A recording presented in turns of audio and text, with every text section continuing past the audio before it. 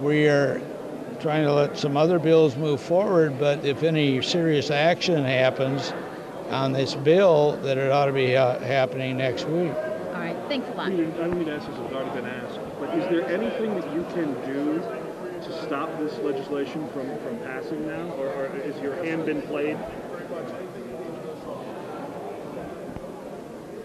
I don't think our hand was to kill it completely.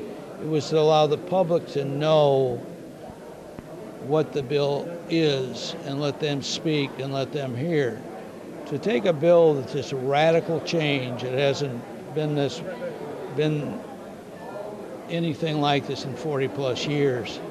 And we have accomplished some of that, but we need another weekend of hearings, and then we need a second when we have time, so the people are here from those hearings give us ideas of how we can make it better if it's possible. The public needs to be invited in, either through the election next year or through a referendum or some sort of way. But now that this process has begun, is there anything the Democrats, do you think you have the votes to stop it, or is it just now a matter of time and it is inevitable? I don't think anything is inevitable because half the people don't know what this is. And if they listen to the public at all, it could be either stopped or amended. Have you done any sort of vote count? Do you know how many Democrats, how many possible Republicans would be no votes on this? I will tell you once we get 2 or 3 more weeks in.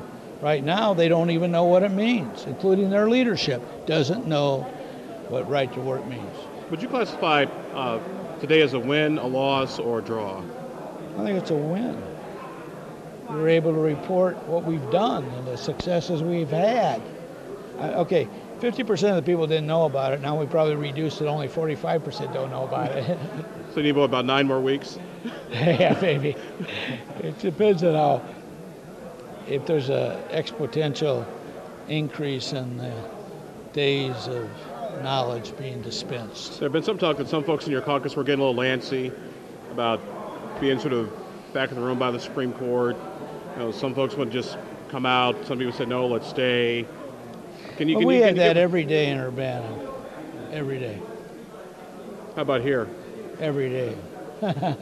So who won out? Well, there's no winner. I think so far the public won for the 3 days. I mean, I'll tell you, I wouldn't have taken bets on the first day. But I think the public is winning. But they don't win until you get at least a week or 2 more out of this. Because, we have this interesting system in Indiana. People on the borders listen to Ohio news, Cincinnati, Louisville news, Kentucky, Chicago news, that's near Illinois, and Michigan news, also somewhere in my area. And so that even whatever you know here, which hasn't been explained very well here either because it's only been within these halls, the public, it's a fairly complicated bill with millions of dollars saying one side. One of them was that it creates jobs, but they won't name what jobs, what companies, or what they pay. I just think the information is not out there, and it hasn't gone before an election. And I believe that in an election, they would lose the majority if this bill was an election issue. One last question that I have, and no one's been able to give me this number yet. How many people is this really going to impact, given the 95 law that deals with public school teachers and the 2005 order that the governor signed when he took office? How many union members are we actually talking about? Well, I can't give you the exact number, but I know it's in the hundreds of thousands. I do know that.